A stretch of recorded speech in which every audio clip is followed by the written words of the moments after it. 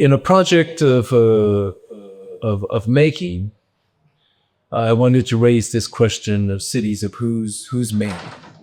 And I want to do two things. One is I want to try to find a way not to talk about how bad things are. They're really bad, but I really want to try to not focus on that. And second, to talk about the possible afterlives of districts and parts of cities that have largely been constructed, evolved by their own residents, that usually associated with the notion of the South, but I use South only as a kind of shortcut, not the South as a particular kind of geographical location or historical. The South can show up anywhere, but a particular kind of self-construction of city life that is most manifested in particular kinds of cities that happen to be located within something known or formerly known as the South. So the notion of cities of whose making, and where I want to basically end up, is a kind of compression of that question, to compress both the question and the answer. That is, in some sense, cities making an everywhere, a kind of anything whatsoever and nothing beyond what is. So I'll come back to this notion of compression at the end. That is, in terms of how one answers this, and if one answers this, and does one need to answer it, and if one does need, how would one do it? One possible way or tactic is to compress and simply say cities themselves make a kind of everywhere. Clearly, this is in some sense informed by the fact that the epicenter of the urban world is shifting. And largely the new epicenter of global urbanization takes place in a swathe that runs between Africa and across Asia. This is where the urban action will be. In some sense, this will be in some sense the center of the urban world, and not just in some sense manifested by the massive growth rates of population, but the particular ways in which that growth rate gets concretized in specific kinds of forms and ways of dealing with things that bring to notions of urbanization something that is in some sense unforeseen and yet unknown. So it's not as if there's this massive increase of urban population that fits into some kind of modality of which we already know something about. It is a kind of massive growth that in some sense generates a major question as to what life really will look like. In part, in some sense, we're talking about a kind of world of urbanization where the vast majority of inhabitants will not have formal work. It will be a different kind of work, a different kind of sense of how one puts bread on the table. Africa and Asia also have to manage a complex demographic transition from rural to predominantly urban in 1/3 of the time that it took Europe, and at an unprecedented scale. And furthermore, Africa and Asia have to achieve this without the benefit of the blood subsidies that slavery and colonialism afforded the imperial powers to extract value and achieve economic dominance. So without imperialism, without colonialism, without the kind of blood subsidies, which so much shaped European and North and American cities. And to do this at a speed of a rate of acceleration, which is also in some sense unprecedented. So this then generates a whole range of kind of strange hybrid forms of urban landscapes. As you can see from just this kind of selection of images, which I scroll quickly through. The question I want to raise in terms of the original question says of who's making and for who. There's an accompanying question, which is increasingly, I think, important, which is, to what extent should a place show its hand? And what hands should it show? That is, in some sense, the making process, what should be shown? How much should be visible? Who should be visible in this? Is it important to show everything? Is it important for there to be a kind of sense of transparency? Is it important to be able to answer that question, cities, for whom, and cities of who's making? How much of the hand that makes should be shown or should be known? In an era which we, of course, value as much knowledge as possible, but to a certain extent, it's, how much? In a time where there's an obligation to say who we are, to say what we want, and the many ways in which we're related to the world, is it possible to detach from this obligation, to decline a sense of affinity? But it's in a time when we all are in some sense obligated to demonstrate the ways in which we're related to the world and to have something to say about it. How are you connected? How are you attached? How are you networked? Whom are you in relationship with? Is it possible to detach from always the obligation to give an account of these kinds of relationalities? Is it possible to decline the sense of affinity? Is it possible not to necessarily show one's head? Of course, we must always act and we must always intervene. But for too long, the urban has been primarily experienced as the urgency for intervention and redemption. All the sense of the city life as being something that has to be redeemed, rescued, intervened, corrected, things getting out of hand, things that urban life has always been available as something to be saved in some way, something to be rectified in some way. But for too long, this has taken place without paying attention to all of the resonances among seemingly discordant things and times that have in some ways adapted to themselves and have adapted themselves to each other all along. All the different ways things could relate and about how urban life could be made out of those relations. And after all, particularly for the cities which I had spent most of my life living in and working in, everyday urban life and everyday urban economies has been a matter about how do you mobilize and generate relations? How do you make a kind of life, an economy out of proliferating and interconnecting relations? But at the same time, if one has learned anything, for example, from Shenzhen, which was almost nothing under a half century ago to now one of the world's largest cities, is what we learned from the experience of Shenzhen is the ways in which fractious intentions, plans and maneuvers, messy political dealings, compensations for things gone wrong, continuous adjustments can produce affordable and intensely heterogeneous spaces of resonance and commerce. That is, there are moments when very toxic, not too virtuous kinds of dealings can produce things which are affordable, which do create spaces of operation for people. And so in some ways,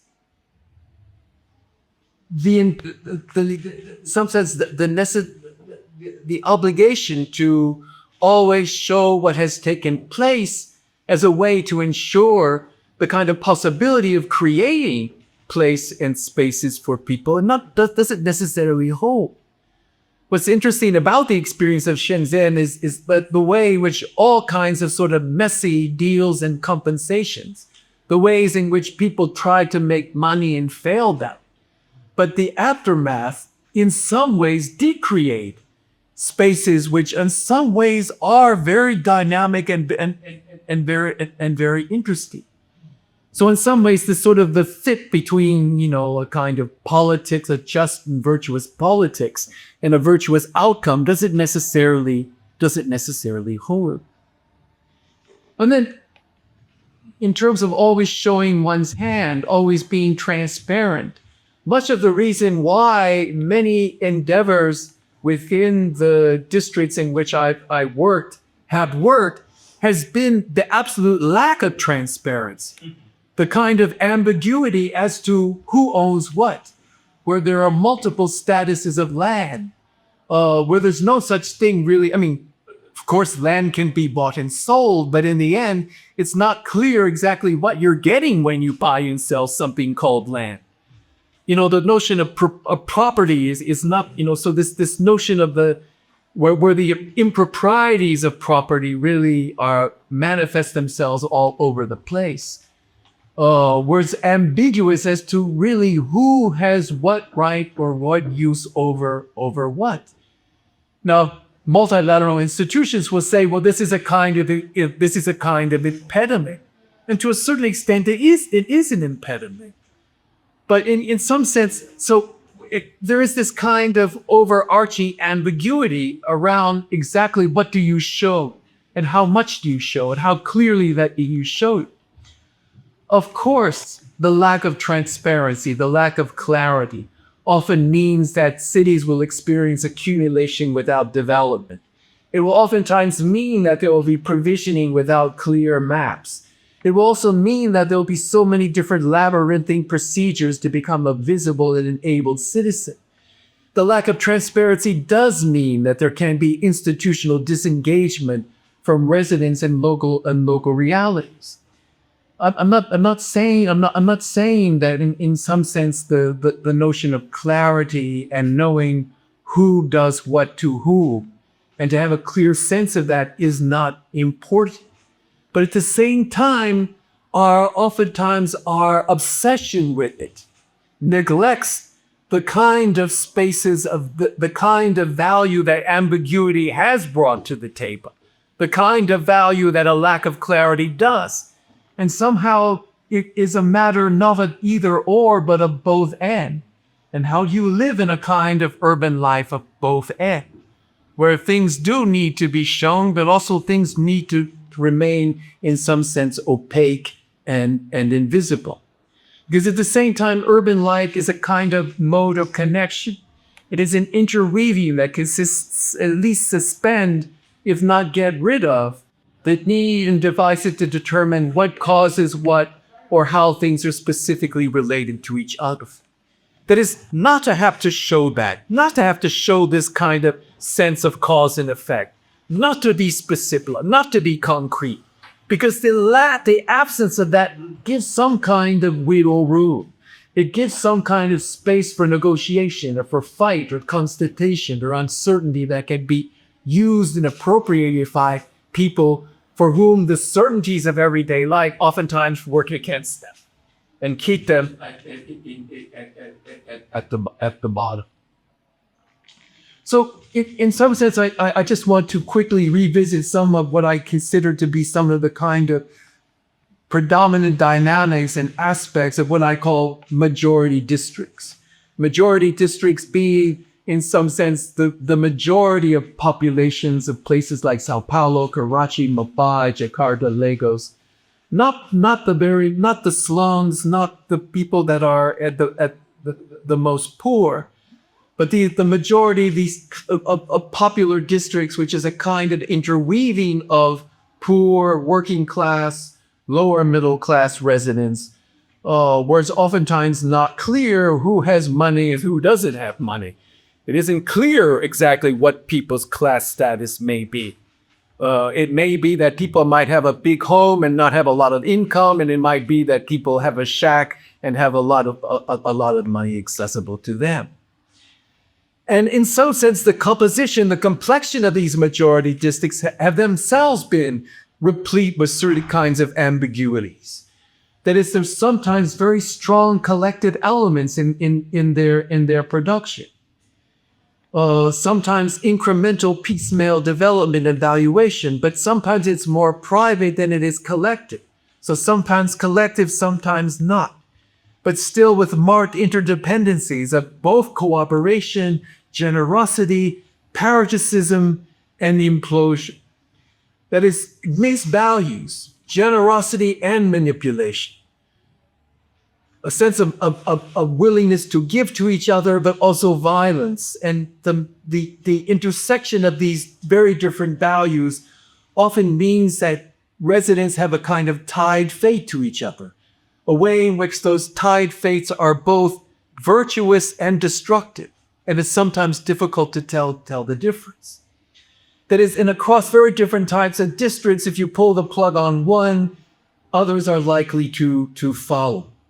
And also districts that are subject to very conflicting trajectories of transformation. Sometimes things that happen within, sometimes things that happen from without. And even then, it's very difficult at times to tell where either the shit is coming from or where the fundamental changes are coming from. But again, this is the kind of predominant complexion of such districts. Here is in some sense a kind of construction of a popular district in Shenzhen and then in Lagos. Critical to this is if one looks at the form and the image and the surface of these pictures, you have the aesthetics, you have the appearance of planning without official planning. It looks as if it has been planned, but there's been no really official planning involved at all. So this planning without the plan, that is the ability to have planning without the plan, is possible only in situations when many different futures, many different logics and ways of doing things sit next to each other as an impetus for adjustment. That is, because so many contradictory things are neighbors to each other, it means that everyone has to, in some sense, adjust to those kinds of contradictions.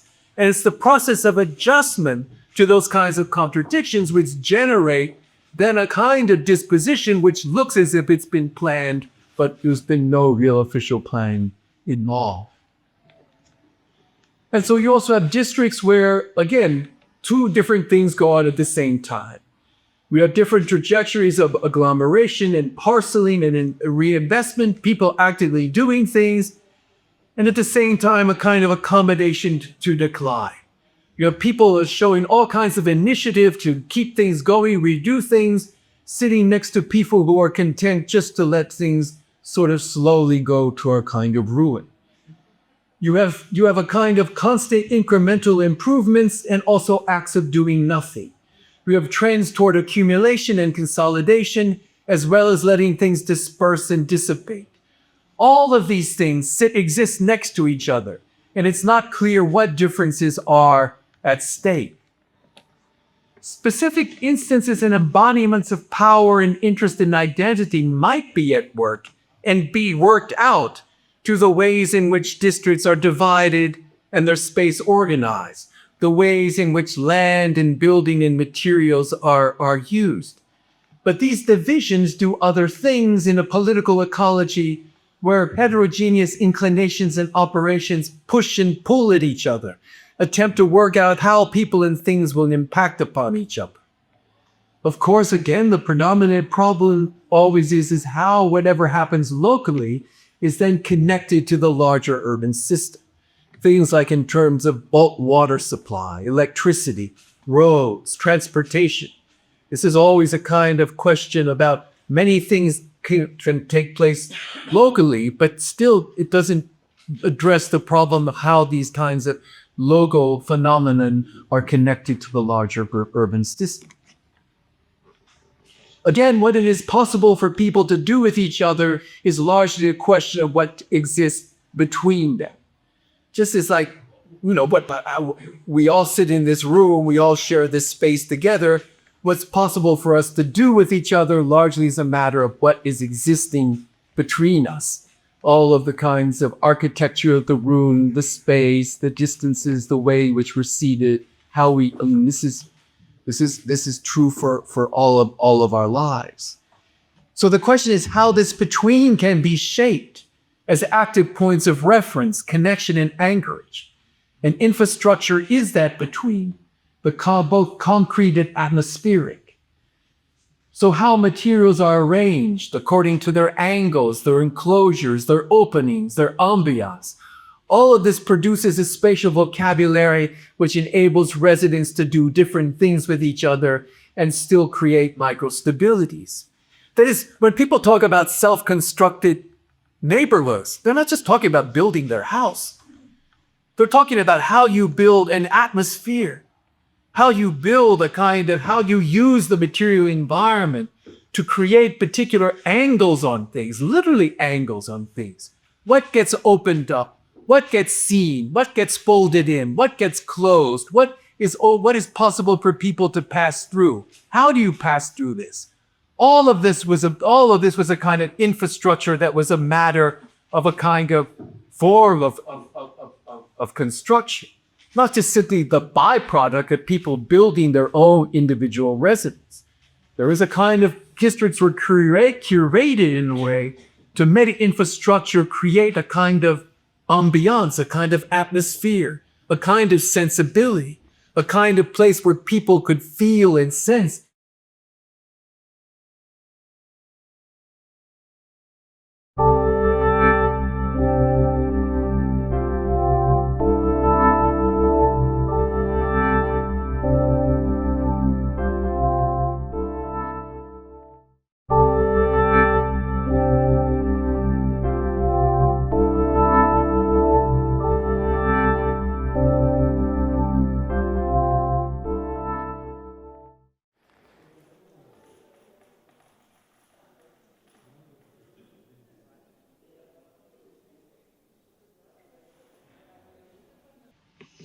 Also, where there was a particular kind of ethics, where residents accorded each other the space to veer off into different directions in terms of what they did with their time or disposable income, or conduct small experiments in income accumulation or working with others, without residents rushing to conclude that these actions had or would have dire implications for their own lives.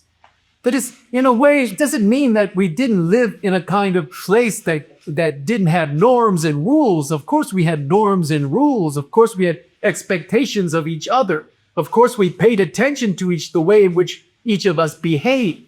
But there was a kind of sense of ethics which allowed each other to veer off and do different things without us necessarily feeling that what you did necessarily had something really dire to do with me. That is, what you did was going to have such serious implications for my life that I had to immediately stop you or control you from doing. And this ethics was a very important thing, because after all, when things didn't work, when there were big political changes, or when there were big economic downturns, or where the larger system was beginning to change and we needed to do something differently, where are new ideas going to come from? If we all do the same thing, then there's not going to be any incentive or no experimentation about where we're going to get new ideas from. So this was a kind of ethics as a kind of investment in generating the possibility that we could have different kinds of relationships with the larger city, different networks, get different kinds of information, so that when we needed to draw upon it, we could have something. I could draw upon you for this. Also, in terms that residents also mediated time in different ways. So it's oftentimes very hard to tell where a district is heading, which direction it's going to. For example, there are differences in how living spaces are improved or economic activities accommodated within living quarters, or vice versa. Residents had sort of different speeds through which they tried to do things, and their efforts might vary. Some oftentimes proceeded full speed ahead and made major renovations to their house or to their business, while Others did things as a little bit of the time, as the money availed, or adopted a kind of wait-see attitude. Let's see what's happening before I invest too much. So different speeds and different temporalities at which residents would do things with and without with each other. Because actors sometimes they change their minds or they set off in new directions, especially as these directions are suggested by changes in the immediate surround, and especially since certain opportunities are time limited, as the surrounds continue to change all the time. In the districts that I've been talking about, there's limited opportunities to withdraw or to hide the critical features that might define the appearance of any resident. There was little need to make statements about definition, little need to make statements about, this is who I am, pay attention to me, this is what I believe, this is where I come from, this is what my needs are, this is what my aspirations are. But very few such kinds of statements, or a need for such statements, since everything appeared more or less in some kind of common view. Everyone was in some sense available to be seen by each other. But at the same time, what appeared in such a public perspective was constantly contingent upon the particular positions that bodies assumed while being viewed.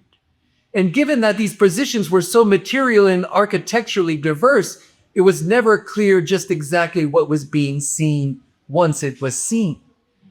Because when I said before that the way in which materials were mobilized, not to just construct a house, but to construct a kind of atmosphere, a kind of ambiance, a kind of environment with different kinds of angles and openings and closures and folds and lanes and passageways. Yes, everyone basically could see each other, but when you were seen, it was never clear just who you were that was being seen at that particular kind of time. Because your body, your position in these areas assumed different kinds of positions vis-a-vis each other. It wasn't like living in a kind of suburb with, graded pavilions where everything looks the same. You have gridded streets and whoever appears basically appears in the same way. When you appear in public in these kinds of districts, you appear in a kind of different position to different people. So it's not quite being clear exactly, pinpoint precisely who you are that's being seen. You're being seen in multiple kinds of ways. So people have access to each other. They have the ability to see and witness and to engage each other. But it's not one thing that's being witnessed and engaged. You are many different things depending upon the kind of angle, the kind of position, the kind of space, the kind of time under which you are being viewed. And again, these were in some sense the objectives of particular kinds of popular district buildings, so that you weren't just one person. You had many different hats, and who you were and the hat that you wore was dependent upon the kind of position and space in which you were viewed and engaged. So relations were devices that registered a kind of momentary passing by. Even if people had to deal with each other every day, relations were something to be invented anew, something always to take note of, something always to work on.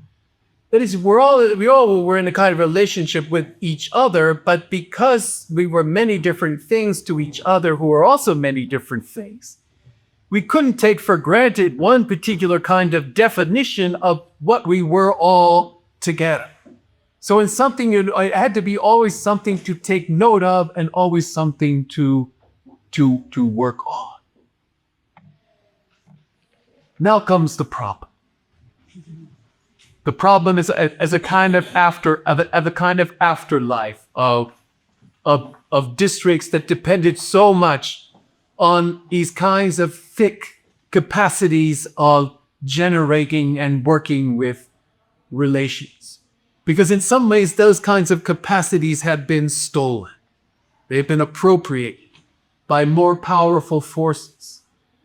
And so then what the question becomes then, what happens when the kind of capacity for relationality becomes something that no longer belongs to the kind of majority popular district.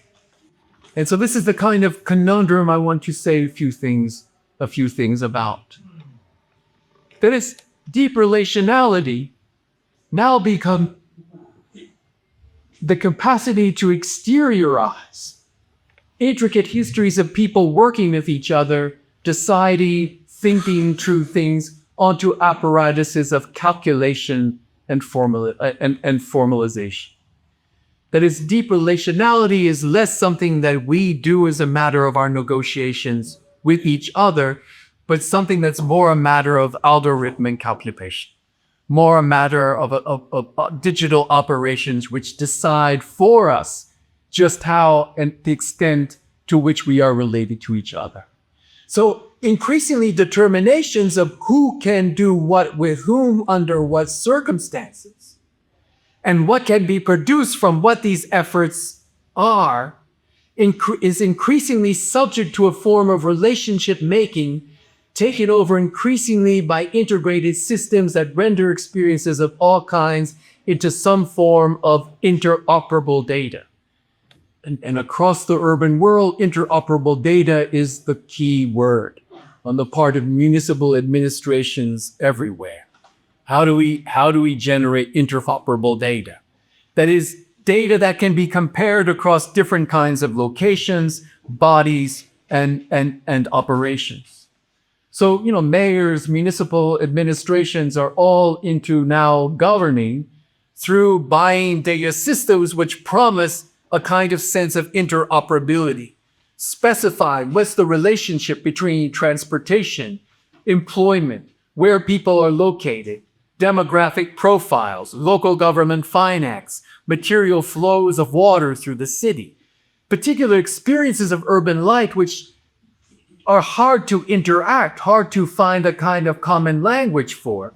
But data systems, what they call decision support systems, are being sold in a way to generate this kind of interoperability, these kinds of relationship making.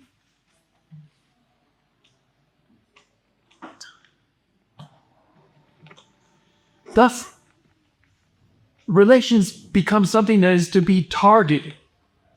Anomalous movements and the constitutions of dangerous subjects through probabilistic calculations of composite data. So there's an emphasis not in terms of actual bodies, not in terms of you and me as actual individuals, but an emphasis on speculative subjects, urban derivatives. These do not so much embody the contents of specific identities, but target the movements of those previously known through such identification. So, for example, we can say that in some sense we're targeting the circulations of particular kinds of composites within the city. Composites that don't have that are not about real people, that are composites. But those composites just happen to be made of mostly young black men. But we don't talk about we're targeting young black men. We're talking about targeting a particular kind of movement through the city, which is in some ways anomalous, some ways against the sort of statistical norm, what we consider to be the kind of normative circulation of the city. So we're targeting a particular kind of relationship rather than particular kinds of bodies. So what this means is, in some sense, the sense of less control and more coordination of contingency. That is, to render more and more space, things, and people subject to the eventuality of being folded in an all-encompassing fabric of capitalist practiced extracted urbanization, itself requires increasingly complex constellations of actors and processes. And when these are put together, who knows what can happen, what new eventualities might ensue. That is, if I have a particular kind of project and I want to do a kind of business, a new kind of entrepreneurial initiative, what's going to make it successful? What do I have to pay attention to? What do I need to pay attention to? What are the relevant factors that will lead me to know whether or not it succeeds or not? What do I pay attention to? Well, it becomes increasingly difficult not to pay attention to everything. That is, Where do I draw the line? What becomes relevant and not relevant? I have to increasingly add on the factors that are relevant. But I add on so many different kinds of things that I begin to lose track. How can I cognitively myself math out the relationship between factors which I consider to be relevant to my success or failure? That's why I'm so ready to concede this kind of ability to a kind of form of calculation that does this for me. But it means then that in some ways, when you put these things together, all of these different factors, you lose a sense of what this might produce. All of these things interacting with each other eventually produces what? How do we know? This is the kind of irony of the situation, is that the very kinds of systems that we depend upon to be more certain about what is likely to take place, in fact, make conditions more uncertain, because in some sense they're drawn to have to deal with more and more valuable variables whose interactions are more likely to produce incomputable outcomes, uncertain kinds of outcomes. So it makes urban life, it takes place across various modalities, portals, and instantiations that become axes for uncertain accumulation. So in some sense then, urban expansion, urban development begins to change in terms of what it values. And in sense of having spent a lot of the last 2 years talking to people involved in sort of financing big projects, making big urban mega development projects in Southeast Asia particularly, I increasingly see that urban expansionism is less interested in the profitability of development projects. It's less interested in developing precise calculations about future scenarios. Rather, it wants to manage a capacity to give rise to eventualities no matter what shape or behavior they might assume. That is, what's less important is the notion of profitability. What's more important is to be able to manage a sense of whatever comes your way, no matter what it is. And so urban infrastructural development not only constitutes a guess on where the city is going, it also elicits the possibility of being part of a cascading and lateral chain of tropes, hedges, and realignments, not necessarily imprinted with the weight of particular causations or history. It seems that urban expansionism attempts to instigate a kind of time set loose from calculation, a process of associating place and people and institutions in finance and politics that ramifies in unanticipated ways. So it becomes much less, urban expansionism becomes much less in some ways dependent specifically on capital accumulation, but itself becomes a way of instigating many different kinds of futures and being able to have the kind of capacity to use those futures, to engage them, to try to make money off of them no matter what. So a lot of people will talk about, it doesn't matter if this project is profitable now. We don't care. We know that in some sense it will do something. We don't know what it will do, but if we don't do it now, someone else will, and then we'll lose out. So what you're losing out on is not the prospect of making money, but losing out on the prospect of being a player in a game where you don't really know what the outcome is, but you're increasingly indifferent to what that outcome is. And this kind of attitude materialized through the kind of assembling of mega development projects becomes increasingly the kind of logic of urban expansionism today. So then what are we left with then? Well, in one sense, we're left simply with the details. In a very important book by the Congolese author Fiston Madula called Tran 83, the book may be about Lubumbashi. It's never really clear. You could recognize sort of parts of Lubumbashi, but the book simply is written in a string of details, an amazing sense of disconnected details. It's just one detail after the other, as you can see in this kind of just selection from the novel. It's just in some sense that if the frame goes, if there's no specific kind of objective that is definitive, then what we live with is a world simply just of details. Ungrounded but not alone. I mean, we may ask, how did all these things, all these details get to be in the same room? Where did they come from? Where can they go? Each offers the other's particular lines of flights or neighborhoods of uneasy settlement. But nothing is offered in the present to settle anything definitively. And in some sense, we have to defer the need to find out anything for sure, circumvent our romance with integrating everything, making everything into one nice package where everything tries to fit together.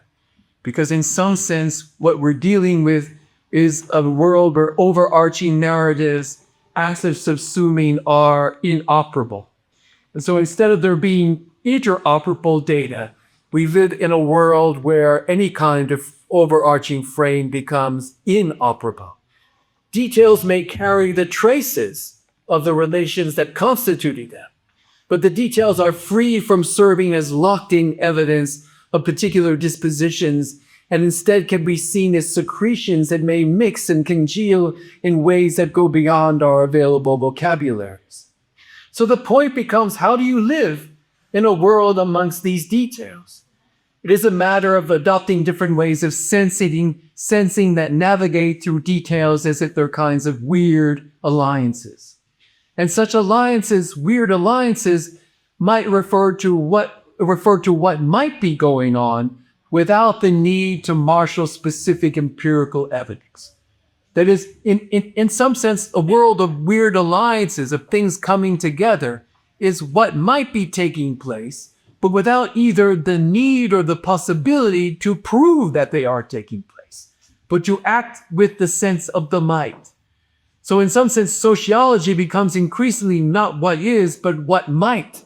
And to live in a kind of world where we can think through and live through what might, as exemplified through a sense of weird alliance.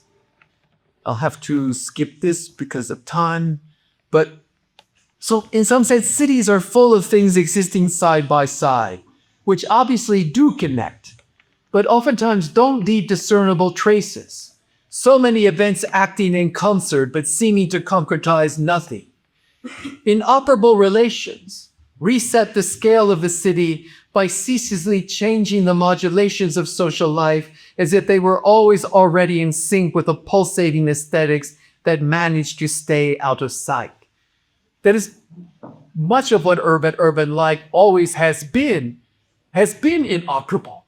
That is a kind of aesthetics where things do, in some sense, resonate with each other, but under the radar, without it ever being detected, leaving sort of faint traces, but in some sense changing the modulations of social life, the way in which we ebb and flow with each other, without in some sense being able to empirically demonstrate that what one does to each other is what is at worth.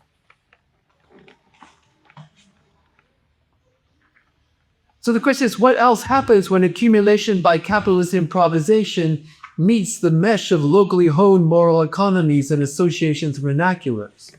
All of the re-pieced mutant traces and projects that continue to reverberate, but yet which are never realized. Storylines that give to the city's absences and voids a certain aesthetic immediacy and presence. But these storylines are always themselves made up of disconnected fragments between which flow an endless stream of incomputable materials and patternless data. That is, in some sense, the city has always been what, in some sense, urban expansionism relies upon. That's, in some sense, the kind of irony. There's always been a world of inoperability, a kind of sense of eventuality that has remained under the radar. So this is in the sense why I want to come back to this notion of compression. Compression, which has been more recently popularized by Alex Galloway in terms of media theory. That is, if in some sense the capacity to manage relations and the appropriation of relations to create eventualities for which we had no vocabulary for, which we had no map for, and in some ways are being, in some sense, pieces of data and bots in a kind of mode of calculation which simply uses us as a way of generating affected data for these kinds of coordination. In some sense, what happens to relationality? What happens to our sense of talking about, thinking through, forming relationships with each other, when in some sense that capacity has been more powerfully stolen from us to generate eventualities of which our day-to-day capacity to make relationships have nothing to do with, in some sense. And so, in relationship to this, Galloway introduces this notion of compression. So that in contrast to endless relations after relations and the imperative that as everything has to relate, he talks about a kind of generic orientation, a particular kind of ground that has no particular definition, that can show up in various formats without contradiction, that does not have to be realized empirically according to specific criteria, but it nevertheless engenders some kind of sense of being in concert, of being together, a sense of togetherness, but without the kind of specificity of just what it is that brings us together. A kind of generic form.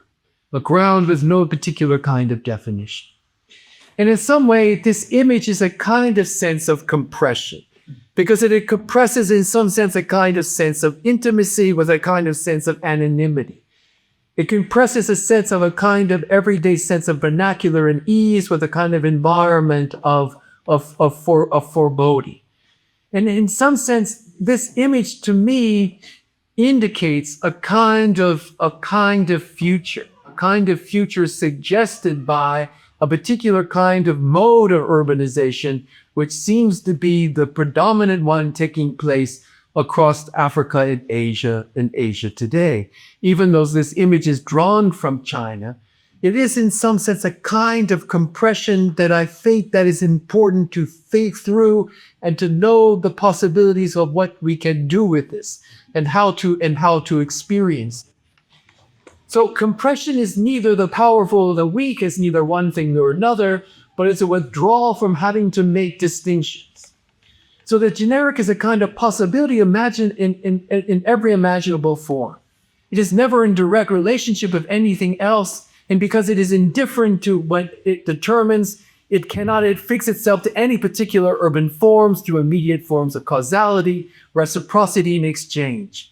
It's irreducible to any particular instrumentality. So the generic is something that always shows up in strange ways. It turns the expected into something recognizable, but always something off, always something weird. So the generic is always something that seems familiar to us, but operates with a kind of instrumentality which is unexpected, a little bit weird, a little bit off, a kind of weird alliance. A weird alliance between a form that we think that we know what's going on, but functioning in a way that we never would have expected that form to take. That is, in a sense, the generic, because it compresses those two things into this kind of particular modality of inhabitation. So, for example, we all might think we know what this is. This is a particular kind of affordable housing project in the center of Jakarta, a place called Kalibata. So we think we know what this form is. We think that we know that this exemplifies a kind of neoliberalization of inhabitation, which in some sense disentangles popular neighborhoods that I've been talking about and relocates residents in 36 square meter, tiny little apartments, badly serviced, badly constructed, won't last 10 years. We think we know that that's what it is. And we would be right to a large extent. But we would also be wrong, because in some sense, this area, this thing in Kalibata is the most cosmopolitan living space that has ever taken place in Jakarta, despite Jakarta being globally known for its popular neighborhoods, for its socially, economically heterogeneous, thoroughly mixed up neighborhoods. This particular kind of modality ends up being a kind of very cosmopolitan place. That's what I mean by the sense of a kind of compression, a kind of working and living with this notion of the generic. What is it? So when you ask people, what is this place? The usual response you get in Indonesian is simply a space. And a definition, a space. How does it work or not work? Something happens. Sesuatu. Something happens. Something happens. End of story. See, this kind of minimal, and it's a universal. Everyone's saying basically the same thing, but it's really minimal. What's there? Many things. The many. What's it? The many. So in some sense, this daily life of restlessness is attributed to something that cannot be precisely named. There's no sense of having to prove that all of these things are in operation. This is kind of, even the reference, even the vernacular that talks about this place is a kind of generic one. Kalibata has managed to create a kind of mode of appearance, a kind of proprietary mode of appearance for a place that enables actors to write themselves into whatever is happening. A place where different actors look upon it or within it, they can recognize something of themselves. They look upon it and see something. So all these different kinds of, immigrants from Africa, sex workers, gay and lesbian young residents, Islamically inclined families, lower middle class factory workers, young service professionals, people who work on airlines, they all live in this place. They look upon it and they're able to see something of themselves in it. What specifically they see, they really can't say. They can't say, but yet they do see something of themselves in it. So there's, in some sense, no particular kind of identity to defend. It's not necessary. They don't even make statements about it. They see it as an opportunity to write themselves into it, no matter what it is that they are. And given that, they don't have to then say very much about what it is that they are. So what is it? What is it? A new form of self-evolved urbanism? Yes and no. I mean, a big developer built it, so it wasn't residents that built it. But if you look inside, certainly the inside isn't the way that the developers built it.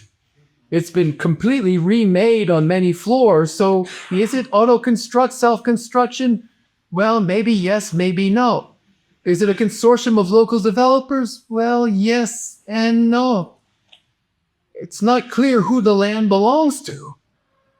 It's not clear when you buy that apartment, what do you buy? Most people are buying a space, the space. They're not buying anything other than the space.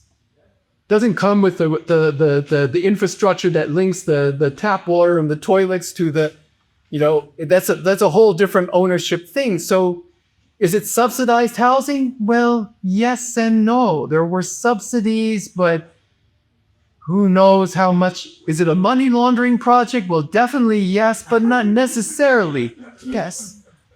What this is a yes and no. It's all of these things, but not complete. So there's a kind of ambiguity here, a kind of sense of it's all of these things, but none of them at the same time.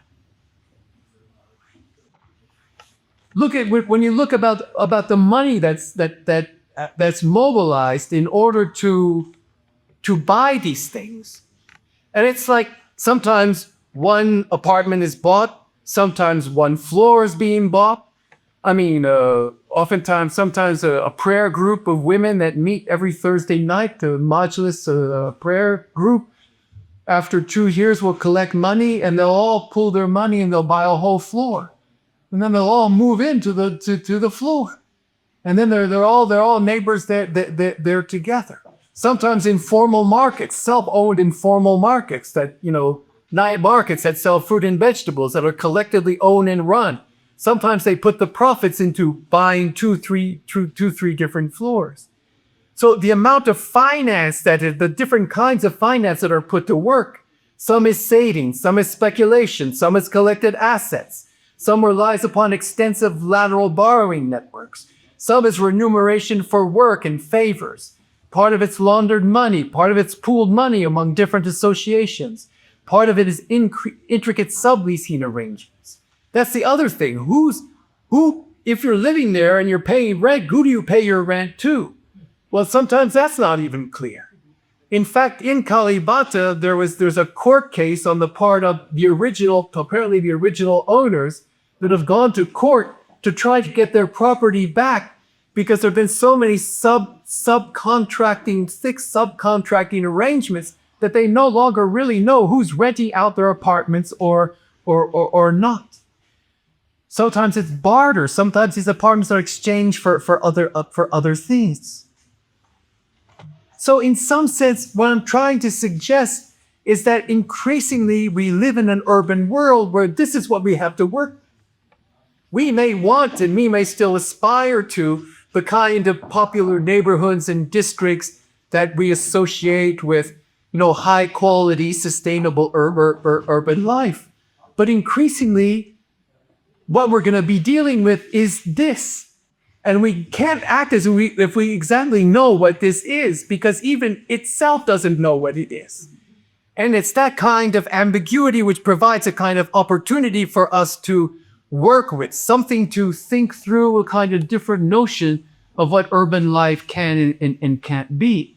So in Kalibata, one could look at Kalibata as the mostly silent contestations amongst various kinds of residents and lifestyles. Islamic, LGBT, young professionals, nascently middle-class families, immigrants, sex workers, for control over floors in specific buildings. So particular segments and clusters emerge. Yet the densities of living with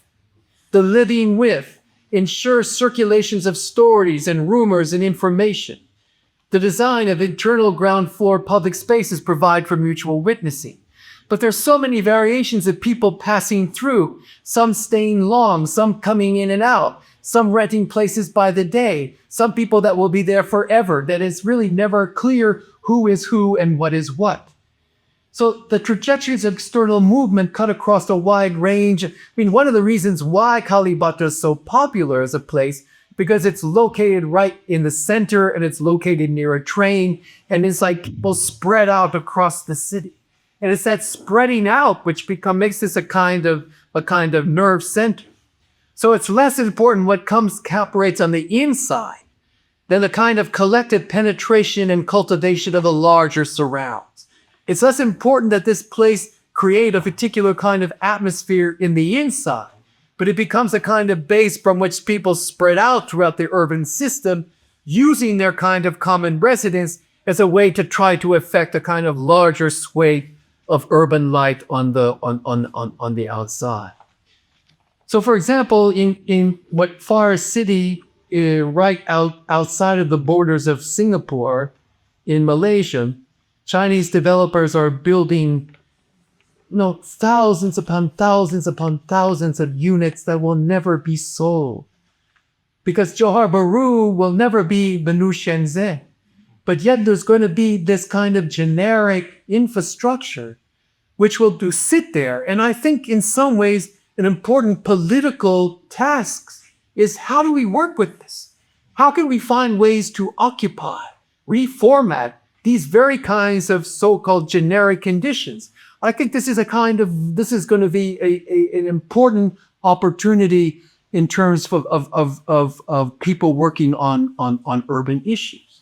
We can't just, in some sense, Copenhagen is one of the world's design capitals, and I don't want to diminish the kinds of skills that the Danes have brought to the table in terms of urban design. But we can't simply wish design to be environments to design for our liking. We have to find a way to deal with the hand that we're dealt with. That is, someone's showing a hand here. We have to find ways not to completely show our hand and be able to occupy and inhabit and use these kinds of spaces in ways for which they were never intended. This is what in some sense I mean by the generic.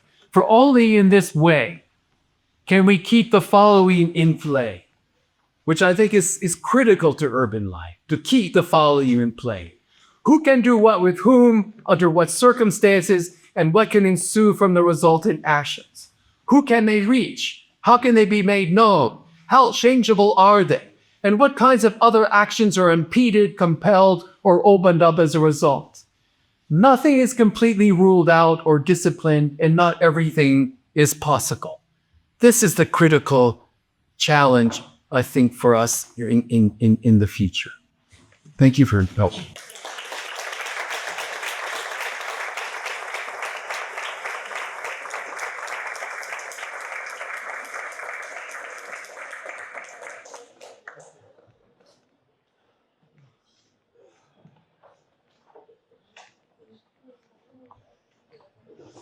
So, thank you so much for this brilliant lecture.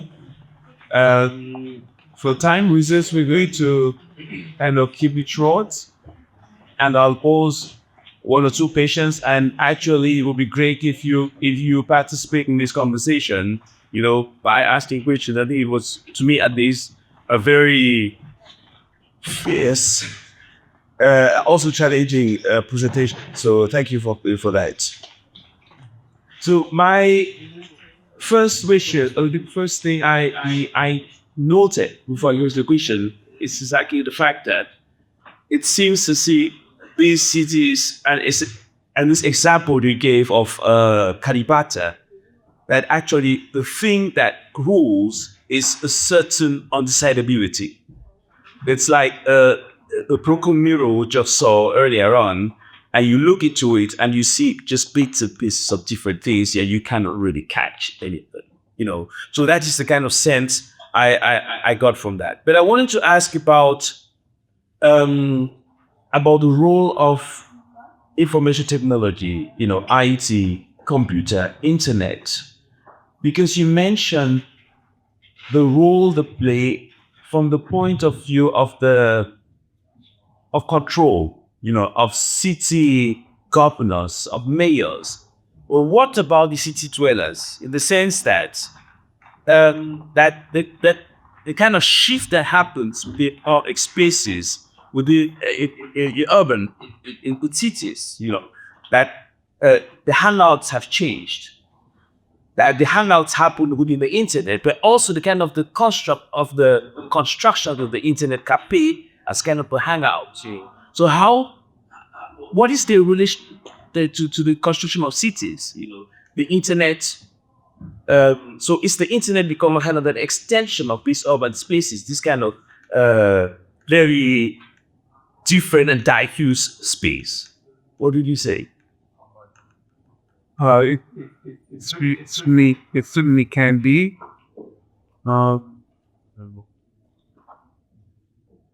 I mean, I think as particular kinds of ways of living everyday life within majority popular districts becomes disentangled, relying upon various kinds of IT as a way to think about configuring new kinds of collective forms of social life does take place. It's not clear exactly how it's done.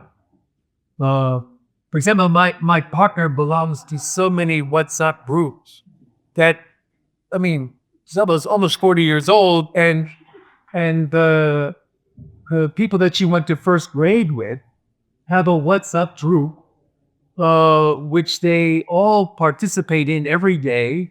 They have collected dinners with each other once a month.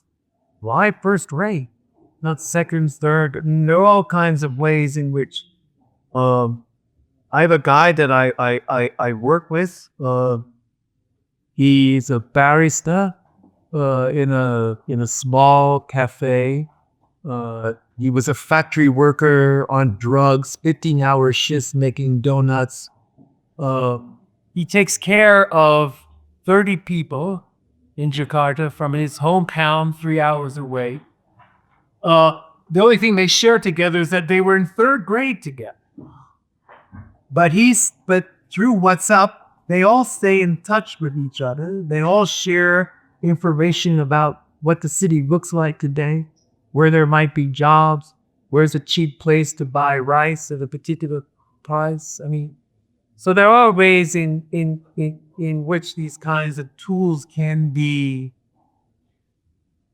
but relations of care, there have to be relations of care. There has to be investment in ways of trying to tend to the outcomes of what these kinds of interconnections are.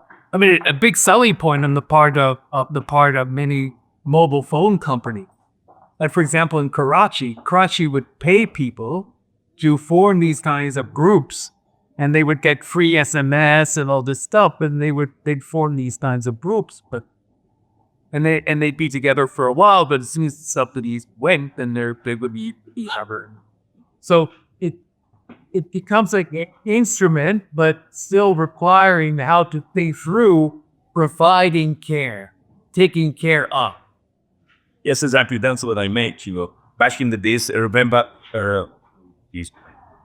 growing up where people would meet in the junction, sit and have a drink and talk, and just talk and then go back home. Now they would WhatsApp, and form those kind of groups. Well, you questions from the audience? Yes. Yeah, I guess the map thinking, because you used Casa as this generic city. I've also been to Asia, and I experienced this sort of like this whole generic city is somehow also an imitation of the more maybe democratic sort of architecture adapted from the Western part of the world, like an example, the US or Europe. And then it just becomes so unheimlich in a way, because they adapt this Western architecture into, which is based on some sort of a democratic EU space, but in another system, where people then have to sort of fit their inner culture also with Westernization, with Western sort of architecture in a democratic living situation. But they have a whole other history and a whole other, a whole other urban situation.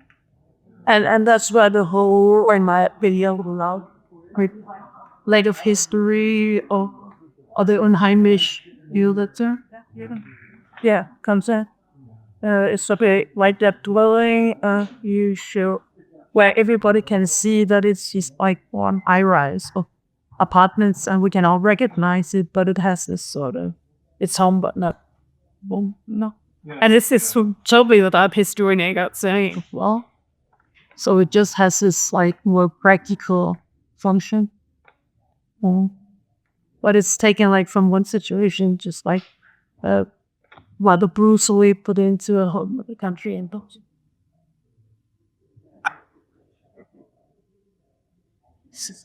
Yeah, so I mean, there is a certain kind of brutality involved, a certain kind of wretching involved. I mean, yeah. When I was living in sort of popular neighborhoods in Jakarta, and I would see my neighbors sort of sell out their homes or buy into these situations, they knew well that in some sense they were undermining the very kind of platform that allowed them to come this far. That is, in some sense, they were vacating the very kind of environment which they very fully knew had made them what they were in terms of their livelihoods, their capacity. But yet, in some, so that was the kind of brutal detachment is in some sense partly willingly embraced. Because in some sense, the notion of having a home base, doesn't mean that much anymore. So people are not acquiring a new home, they're acquiring a kind of place of operation in some sense. So it's interesting that people rarely call the new acquisition home. Very rarely is it entitled home. People have no idea for how long they're going to be here. If people are there years or if they're there a matter of weeks, it almost seems not to matter. Of course, they're interested in not losing money. They don't want to be ripped off. They don't want to have acquired an asset which some sense is valueless at the end of the day. But for them, that asset is not just in terms of dollars. It is in some sense a hedge, a way of participating in a city which they've known all their lives, but are suddenly something different for them. And they feel the exigency of being able to have a kind of modality through which to engage that in some way. And that's what I'm so that's where in some sense the generic comes from, because you know that the price of standing out is high. You know that the price of failure is high. I mean, this is true for all of us. I mean, the price of failure is much higher than it has been for maybe any other generation. This is not something that we can easily recover from. So you don't want to stand out too much. You want to be able to operate within a kind of environment which sort of mutes the extent to which you are seen as particularized or and this is also that becomes a kind of form of visibility which allows you to experiment in a game and in a world which you don't really know that much about, even though you lived in that city all of your life. Fission. So maybe I'll create a second one. I mean, listening to you talk about cosmopolitan spaces and your ideas of relations. I had to think of Edouard talking about the great possibility of making relations without differences. That differences at the basis of relation making, which I found very interesting, and it seemed I understood what you were saying also within that context. But I wanted to ask a question about also what we observe in certain cities, the creation of communities in the sense of possibility of identifying yourself within your kind. So if you look at, say, the kind of Chinatown, or if you look in Bamenda, where I come from, where the depots would stick that came in as refugees during the Biafra War, they collect in one area. So a kind of identification process still happening within those spaces. So the cosmopolitan space being a space for differences per se, but again, the kind of identity making happening. Would you? Yeah, I mean, the thing is that I'm not.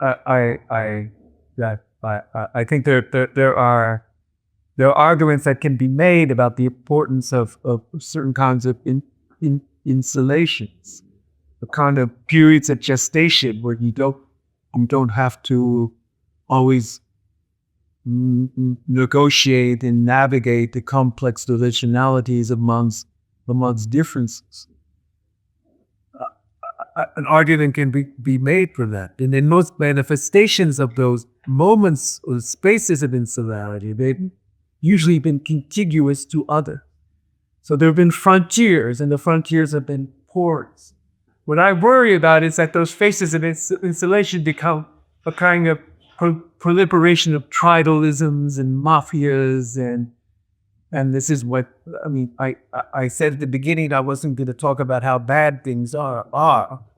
But if I were to talk about how bad things are, it would be this kind of proliferation of tribalisms and mafias and gang style ways of drawing the wagons around your Turk and your stakes. Whereas the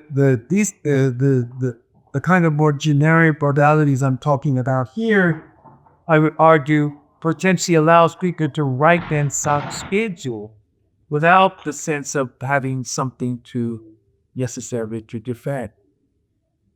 But yeah, I think the question is, how do you walk that line where moments where you can be in a community, in a kind of camaraderie where people that you don't have to say so much and we feel each other out.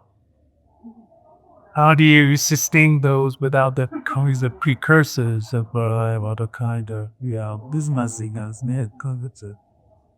So last chance for a question. If not, I'll drop one last question that we can go. Something I'm working on at the moment, and I would like to just hear your opinion about it.